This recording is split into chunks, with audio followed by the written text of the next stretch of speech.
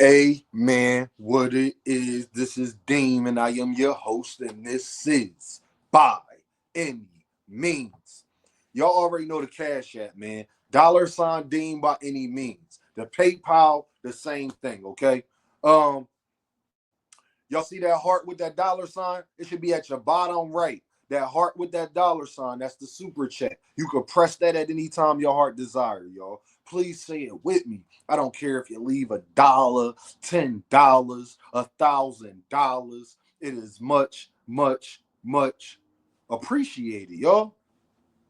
Um, I want to talk about something, man. Y'all know Jaron Ennis fight week coming up, fighting Aint Jonas. It was a bunch of narratives and negativity, with my guy not fighting Virgil Ortiz. And I just came to break down all of that. And because Jaron in his fight week coming up, and we're gonna be talking about after that fight, the ramifications and everything that come with win or a loss in that fight. This fight is not guaranteed. He is in a hard dog out fight with Aint Jonas, who I actually like a whole lot. So with that being said, though, y'all notice ain't nobody been talking about Virgil Ortiz after he had a great performance. Great performance from Virgil Ortiz versus Israel Madrimov. Great performance. Clap it up for my guy. I gotta give Virgil his credit. Virgil went in there and dominated in the fashion I didn't even expect him to do that in. So I gotta give Virgil. It wasn't as close as even the scorecards kind of had it, to be honest. Virgil dominated from start to finish, if you ask me. For the most part, he was the aggressor. He stayed on his front foot. He went to the body. He did all of the things that he needed to do to expose Madrimov and keep Madrimov from doing all of them feints and fancy footwork. All of that stuff ain't worked that night, okay? So shout out to Virgil Ortiz for that. Because Virgil Ortiz, no matter what you wanted to say about the card with Shakur claiming that he was part of the pay-per-view, which he was, and Beterbiev and Bivol, however you had that fight. We seen what Joseph Parker did. My thing is, y'all, ain't nobody talking about Virgil Ortiz, though. And I told y'all, I can't let it go because at that time, y'all was arguing with me about the narratives. And I'm telling y'all, Virgil is not a star. Y'all don't care about Virgil Ortiz. How you are trying to make it seem that you care about Virgil Ortiz. Y'all don't. And you trying to convince me that Jaron Ennis should go be the co-main. I'm going to say that again for all the people in the back. They wanted Jaron Ennis to go and be the co-main. They switched the arena from 18,000 people to 6,000 people. And then it wasn't even filled up with 6,000 people. I'm just saying, y'all, don't get mad at me. That is the facts. And guess what, y'all? This is not revisionist history. Dean warned y'all about this. I told y'all that was going to happen. I told y'all, why would he go over there? Think about this, y'all. Because now with everything we see with Turkey that's going on, Bob and Al doing business, the whole nine. Now my point looks even better. Because if you're Jaron Ennis and you can fight Virgil Ortiz, right? Stay with me, y'all. Why would I fight Virgil Ortiz in Saudi Arabia on a card that flops, that y'all didn't even sell out the arena, had to switch the arena, and be the co-main? Why would I do that? Why would he do that, people? It makes zero sense. And then y'all, why would Jaron Ennis do that? When he could fight Virgil Ortiz, whenever that does happen, I guarantee you it would be the main event and they'd be headlining the card when it does happen. Why would he choose to do that, not do that, over being a co-main? Make it make sense. Nobody can, though. The part is, and I told y'all, the minute that Virgil Ortiz fight is over. Nobody is going to be talking about that. Who told y'all that that was going to happen? Me. Hello, how you doing? I told y'all that was going to happen. Have y'all heard? I'm just asking y'all to do y'all research, y'all. Just do this for me because I don't care. This is why y'all come and rock with me. Just do this. Go back to Virgil Ortiz, Jaron Ennis Ducks Virgil Ortiz videos and just see what pop up. Check the content creators and see what they say.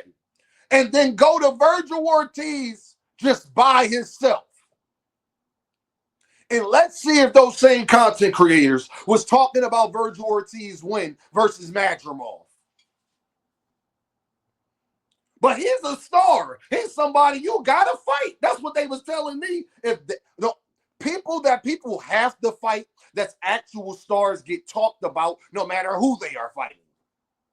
Canelo Alvarez, Terrence Crawford, Errol Spence, Gervonta Davis, Shakur Stevenson, Devin Haney. You know people like that that people care about. Deontay Wilder, Anthony Joshua, Tyson Fury, Alexander Usyk. You know people like that. Noah Inoue getting talked about more than Virgil Ortiz. Let's just keep it a stack. He was only a factor as long as his name was attached to Jaron Ennis, no different than Brian Norman Jr. and them doing right now. Like I told y'all that too. When Brian Norman Jr. hand was hurting and all of that stuff, they went on to 6-7 months. You ain't hear from Brian Norman Sr. So much so that he had to set up a fight with Greg Hackett just to get things buzzing again. Fact. And I told y'all that was going to happen. Then the minute that they have a fight, the minute Jaron Ennis gets a fight, the minute Jaron Ennis versus Amontes Stanionis was announced, the next day, guess who was on Mill City Boxing, y'all? Take a wild guess at who was on Mill City Boxing the next day. But Jaron Ennis ain't no star, and Terrence Crawford don't got to fight him. Jaron Ennis is more of a star than Israel Madrimov. Wouldn't you agree now? All y'all people who was sitting up there taking up for Israel Madrimov, you ain't made a video or talked about him since he lost to Vergil. Facts. And still only got 13 fights. I know it hurt. It hurt. Oh yeah, y'all. You want to know how else is not revisionist history? You want to know how else is not revisionist history, y'all? Because I was the one telling y'all who Jaron Ennis was going to fight, why he didn't take the fight, and why would he not do the fight, and who I thought the next fight would be. And then miraculously, y'all, like Dean, a lot of the times, every single thing I said came true. Including Brian Norman Jr. and Brian Norman Sr. And well, as soon as the fight is over, as soon as they got a fight, including Virgil Ortiz after he beat Madrimov, y'all ain't talked about it at all. All them fights on the greatest card of all time, and that was the least talked about. And he had one of the better performances of the night. I'll let people talk that like to talk because you get to see how full of ish they are.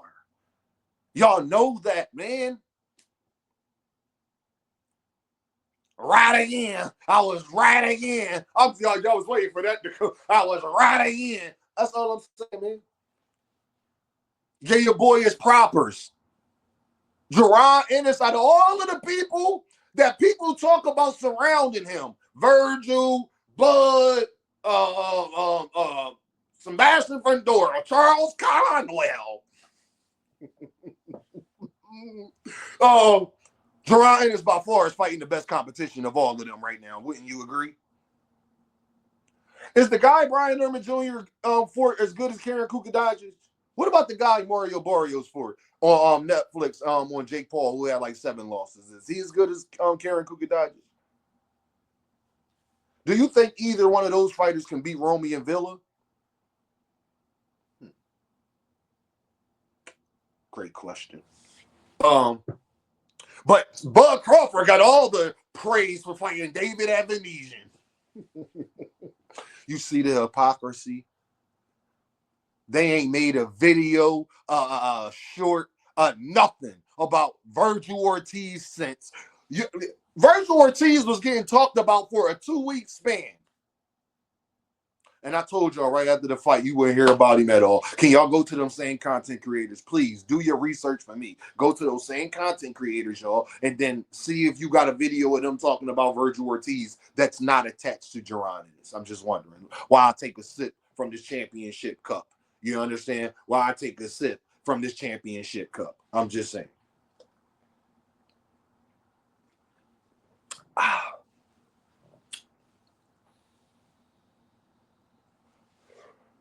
Oh, y'all answered right again. I was right again. Y'all say Jaron Ennis is not a star, where I'm really, really getting at. Y'all sit up there and say Jaron Ennis is not a star. All I know is the man didn't headline 3 times since him and Shakur Stevenson signed with Eddie Hearn a month apart.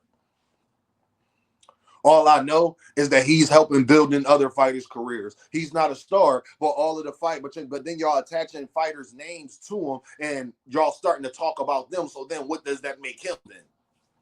If he went to the 154 division right now, he would be the second or third most popular guy at the best division in boxing. What does that make him? It's just questions I ask myself. But I don't know too many guys that headline 3 times in a row. They sell out the whole 9. And then people want to talk about what the live gates do. That's only because of what they are pricing the tickets at, y'all. Do y'all know how to do math? No, he's not Gervonta Davis or Canelo Alvarez, but he's doing a lot better than a lot of other fighters who's being the co-main that y'all wanted him to be. Why would he do that? Now, don't y'all think, if Dave is wrong, can I ask you this question? Let me ask you this question. Virgil Ortiz just had a great performance against Israel Madrimov, correct? Correct. If Jaron Ennis beats Aint Stanionis, and let's say Virgil Ortiz sit up there and continues to do well next year. Let's say they don't be able to fight next year because Virgil doing his thing, trying to get belts at the 154 division, and then you got Jaron Ennis trying to sew up the 147 division with Brian Oren Jr. or Mario Barrios or whoever. If them two fight, then they unify the whole 9. Where if that happens that way, it could probably happen much quicker. Where I'm getting at, wouldn't Virgil Ortiz and an undisputed Jaron Ennis be a much bigger fight then? Wouldn't it be a headliner then? Possible pay-per-view then? Guarantee sellout then? Wouldn't it be a much more interesting fight that Jaron Ennis' first fight at 154 is against the guy that y'all said he was ducking for a belt? Wouldn't that be much more interesting? Wouldn't that benefit Jaron Ennis and Virgil Ortiz much more?